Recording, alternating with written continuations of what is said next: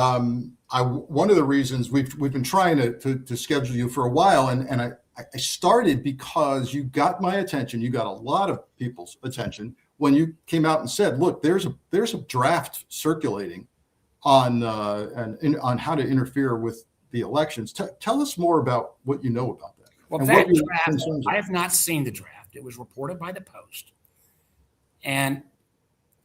but it was going to cite China's interference in 2020. China has the capabilities, enormous capabilities. We have not seen them dial them up fully. But there was that draft, and one of the things that is just crazy on this stuff, almost everything that comes out of this administration somehow on this election issue dials back to malfeasance that they claim in the 2020 election. Because at the end of the day, Donald Trump can't abide people saying he lost. One of my threshold question for Jay Clayton is going to be, who won the 2020 election? I pray that he answers truthfully. So I am quite worried. And I do fear, the idea of troop intervention, the idea of ICE, which is more frightening than troops, yes. The idea of trying to scare people away from the polls. Yes. These are all very real criteria or very real threats. And my fear, Frank, again, is if we have a corrupted election, how do we ever go back to a normalcy? Yeah, the genie's out of the bottle. Yeah. At that point, so the writing's on the wall. I'm writing a column this week. I write a column every week for Lincoln Square Media, and my column this week is dedicated to the increasing warning signs that we are talking about a mess for the midterms, and specifically your colleagues, your Senate colleagues over at Armed Services. Just tell me if I'm wrong on this, but they shot down an attempt to bolster and strengthen the rules around not having federal troops at polling places, and that failed. Yes, sir. What's going on with that? Well, that to me, that should be like the lead story on the news. Right. Senate says we can have federal troops at polling places. Yeah. Yes, I have no excuse on that. And that's where, again, I keep coming back. Then I disappoint with my Republican friends, and I know they love our country.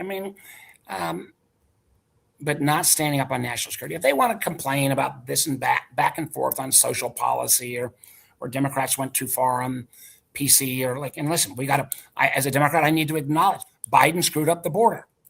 Our exit from Afghanistan was awful. Let's acknowledge where mistakes were made. But that doesn't then give a green light for potential abuse that undermines the whole legitimacy of our whole system. And, the military, the insertion of the military in this would give us a whole of government Trump approach to messing with the election. We've already got Mark Wayne Mullen at DHS on the Sunday talk shows. He was interviewed by Casey Hunt over the weekend on CNN. He says he refuses to rule out ICE at the polls. He talks about, we're designed to flex to threats. So if there's a threat, like a bomb threat, and of course I'm screaming at my TV screen, no, ICE doesn't respond to bomb threats. What are you talking about? Well, I actually, if we go way back to, a year ago September when Hegseth and Trump brought all the uniformed military into the meeting at Quantico, I actually took great solace from that.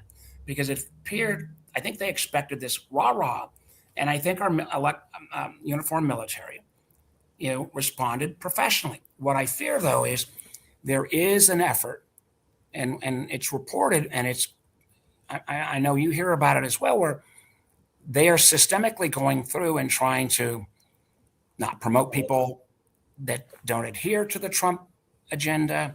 People are getting moved out. Disproportionately women and people of color. And then on top of that, the ICE, many of the people who have been hired in this 10,000 person plus up on ICE are people that couldn't get into the military, couldn't get into law enforcement. This will get me in trouble. The career ICE people who've been doing this for 15 years, I have some sympathy for them. They're not looking to be in the middle of all this. No, I have friends who are senior executives at ICE, and they're besides themselves right now. Yeah, absolutely. Yeah. Yeah, absolutely. Again, we just, there is we all know the challenges. We do have to like hang in. We all have to fight back in whatever way we can. And part of this though is I appeal all the time, talk to our friends and family who supported the president and just say, is this really, he said he was going to get us out of wars. He was going to lower prices. Is this really what you're looking for? The idea, I was, in 1976, I was a young kid on the mall for the 200th anniversary of the bicentennial, and a great party, the parts that I can remember. But, now with the 250th, the fact that we're approaching this major anniversary in our country and it has been totally politicized by the president. Right.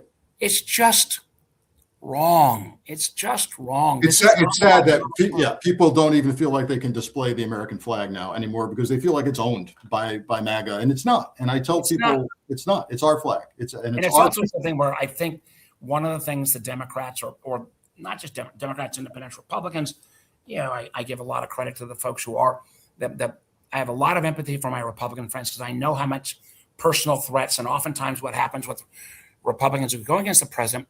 It's not only they're threatened, but their family disproportionately their daughters. Right. But I do think there is, and again, this sounds wonky, but I do think the amount of graft that's going on may be the tipping point. If we can make the case, again, this is not just about self-enrichment, but these are your dollars. And the analogy to Viktor Orban in Hungary, where he was Trump plus in terms of owning all the media, but the Hungarian people finally pushed back. So making the case about the graft issue, because I do worry at times some of the other things becomes a little bit of noise, I think is why there was the pushback on the ball. No, throughout history, authoritarians have been toppled throughout history when the public realizes there's graft and corruption. In the remaining 5 minutes we've got, Senator, near and dear to my heart, I have personally appeared before the FISA court in my FBI career probably 30 times. I've signed out hundreds of FISA affidavits. Is FISA dead right now, and where are we? One, FISA is terribly important. It expired on Friday night. What we do not know, and I don't have the answer to this, are the telephone companies and the Googles still sharing? There is authority that goes until March, but will they still participate because they lose the indemnification? Right. We don't know, number one. Number two, I will fight. And one of the things, and your old bureau, I think, did make some mistakes, but in the compliance rate was like 60%. The reforms post 2024 put in bipartisan have got the compliance rate at north of 98%. And remember, this is not how it's misconstrued, like some warrantless search of Americans. Yeah, it drives me crazy. It's not. There are two foreigners talking about Frank, two Russian spies, one's in Paris, one's in Moscow. They're talking about Frank, and we don't know whether Frank is a Russian spy or maybe a victim of an attack. Right. So, if we want to look at who else Frank talked to, we can look at that without a warrant. But if we want to look at the contents, you got to get a warrant. Yeah. So you couldn't get a warrant. You couldn't get a warrant if we just have Frank's phone number or name, because you don't know if he's a victim or a bad guy. Yeah. And we have dramatically increased additional reforms in terms of reporting. It has to be signed off now by the most senior, if it's a journalist, if it's a politician, if it's a religious figure. We added saying there's no way to use a 702 against people using their constitutional rights about protesting. Not perfect, but it's not a perfect world.